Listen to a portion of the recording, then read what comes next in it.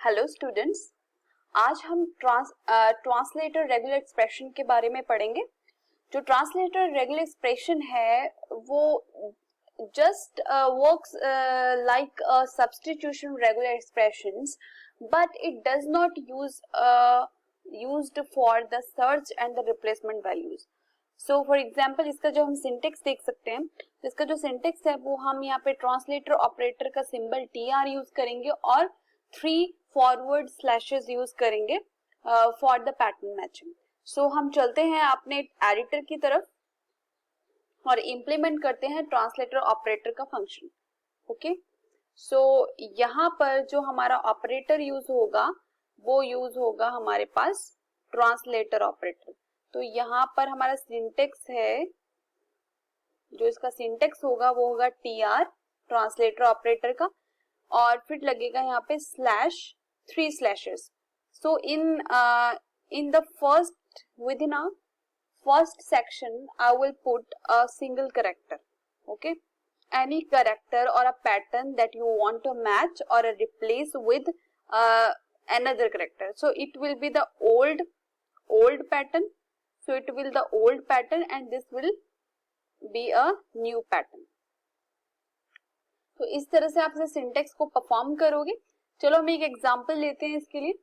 हमने line variable ही ले लेते हैं, सिंपल हमने लाइन वेरिएबल ले लिया जैसे हमने प्रीवियस लेक्चर्स में लिया था, और सिंपल सेम हम टेक्स्ट लिख लेते हैं, liquid will remain liquid until it is evaporated. Okay, so ये हमने एक स्ट्रिंग ले लिया है। अब हम इसमें पैटर्न मैचिंग परफॉर्म करेंगे स्ट्रिंग के ऊपर। तो लाइन इज इक्वल्स टू, हम यहाँ पे सेम मैचिंग ऑपरेटर का यूज करें, फिर हम इस सिंटेक्स का यूज करेंगे, जो ट्रांसलेटर ऑपरेटर है उसका यूज करेंगे।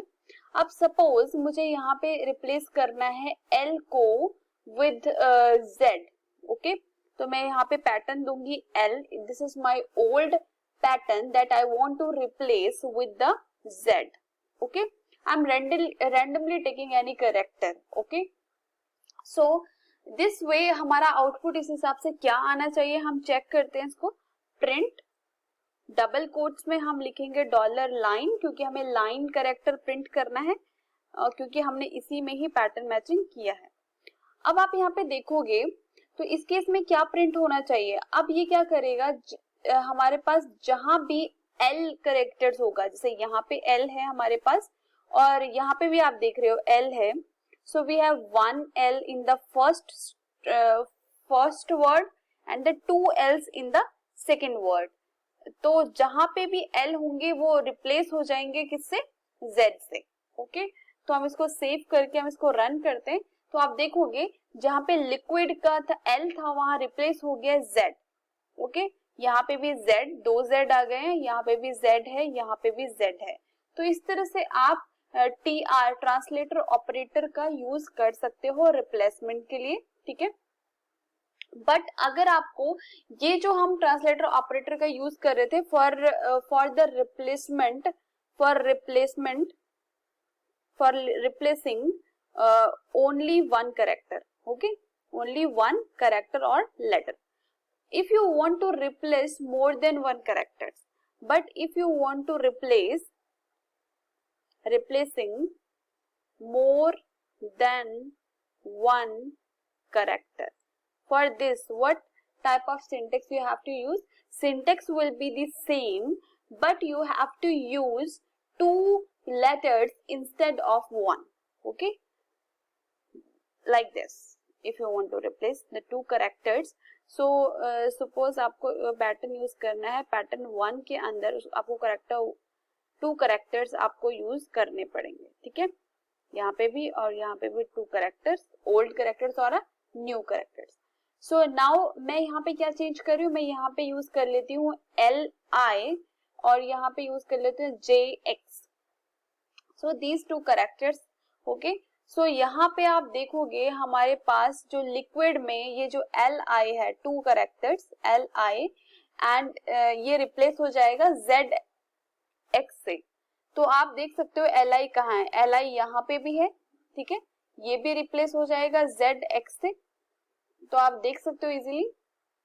अब यहाँ पे देखो, आप देख रहे हो यहाँ पे हमारे पास 2 कैरेक्टर्स हैं, तो यहाँ पे हमारे पास क्या रिप्लेस होगा, तो इसका मतलब ये है कि जो L है, the L will be replaced with Z and I will be replaced with X, ठीक है।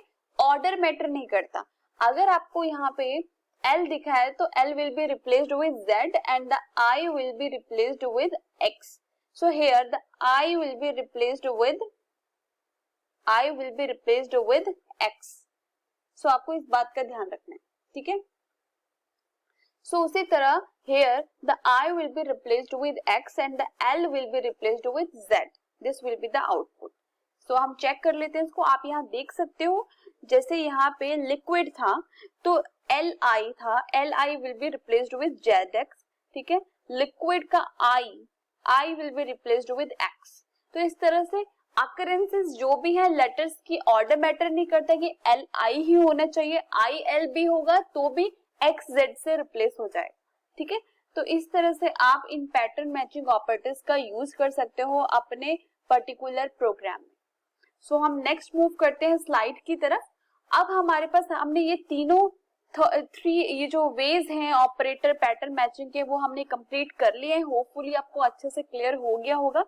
कोई भी डाउट है आप कमेंट सेक्शन में पूछ सकते हो, ठीक है, वो मैं डाउट आपके सारे क्लियर कर दूंगी। नेक्स्ट हम मूव करते हैं कुछ फंक्शंस की तरफ।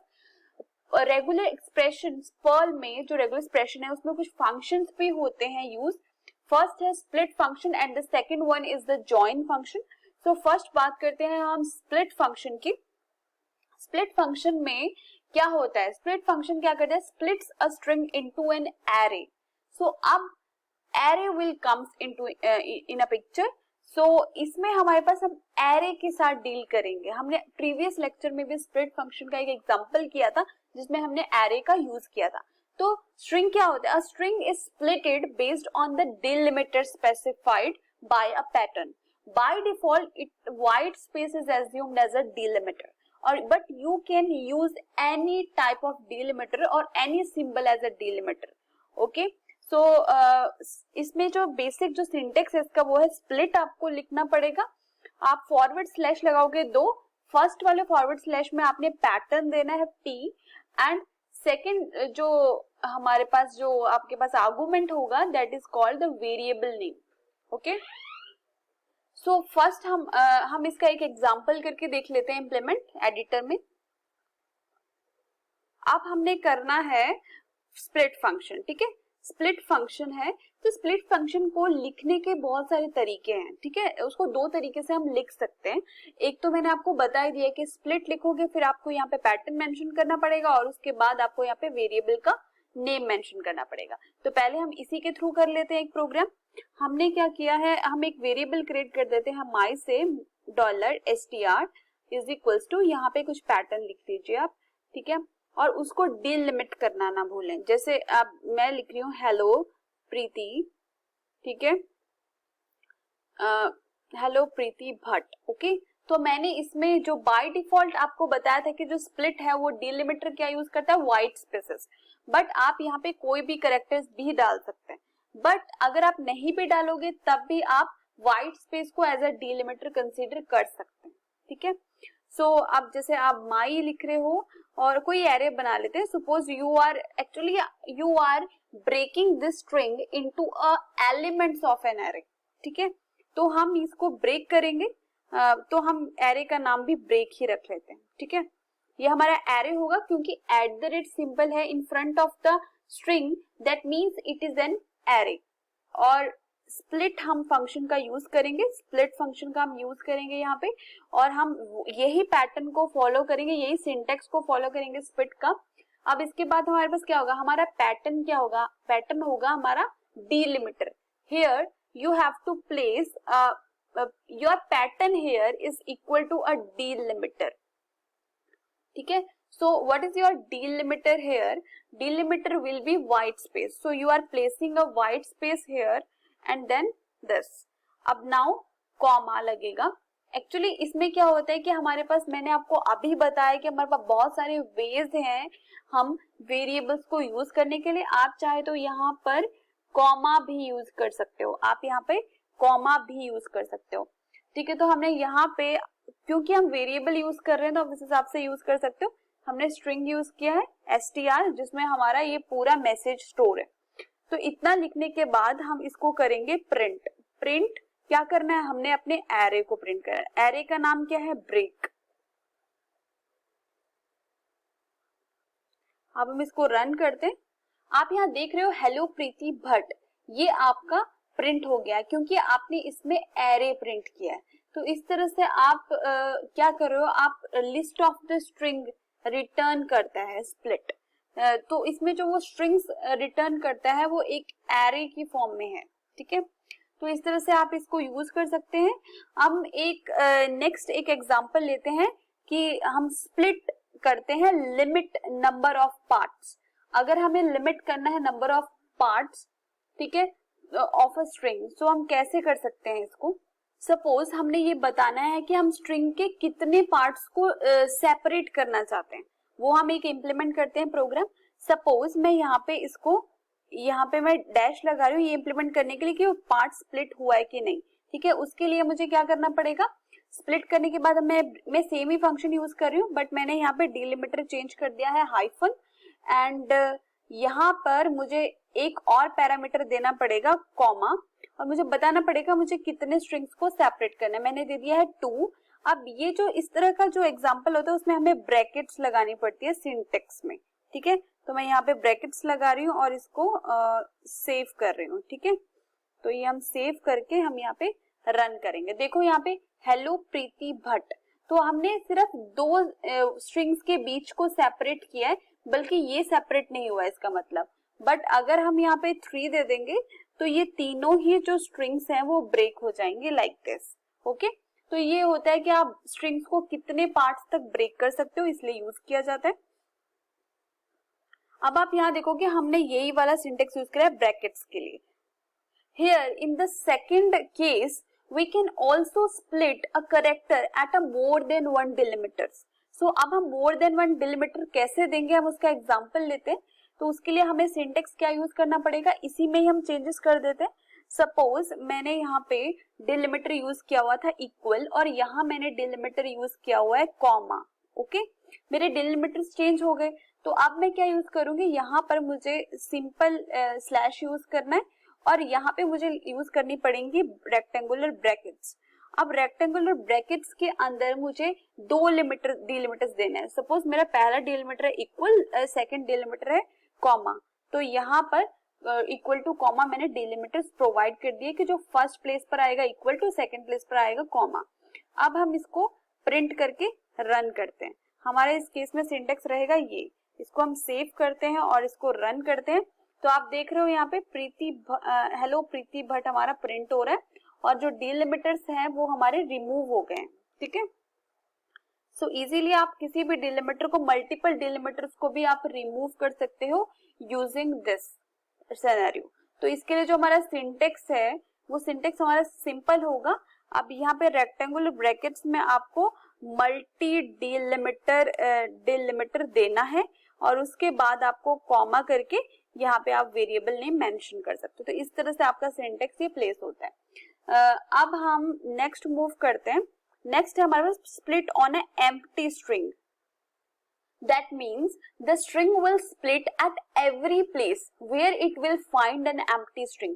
So there is an empty string between every 2 characters. So it means it will return the original string split into a individual characters. So let's do it. How can we implement this scenario? So सबसे पहले इसके लिए हमें क्या करना पड़ेगा, suppose मेरे पास ये स्ट्रिंग है, मैं इसको पूरा जोड़ देती हूँ आपस में, ठीक है। सपोज मैंने ऐसे ही इसको जोड़ दिया है। अब मैंने क्या करना है यहाँ पे इम्प्लीमेंट। अब मैं क्या करती हूँ, यहाँ पे कोई डिलिमिटर नहीं दे रही हूँ और ब्लैंक दे रही हूँ और इसको रन कर रही हूँ डायरेक्टली। आप देखोगे ये सारे स्प्लिट हो गए आपस में। तो हम क्या करते हैं, ये एवरी 2 कैरेक्टर्स के बीच में स्प्लिट क्रिएट कर देता है, ठीक है। तो इस तरह से हम अपना प्रोग्राम इम्प्लीमेंट कर सकते हैं। बाकी हमारा सिर्फ एक फंक्शन रह गया है, that is called the join function, ठीक है। ज्वाइन फंक्शन हम ज्वाइन करने के लिए यूज करते हैं। इसका पूरा जो सिनेरियो है हम इम्प्लीमेंट करेंगे नेक्स्ट लेक्चर में। अभी के लिए थैंक यू सो मच।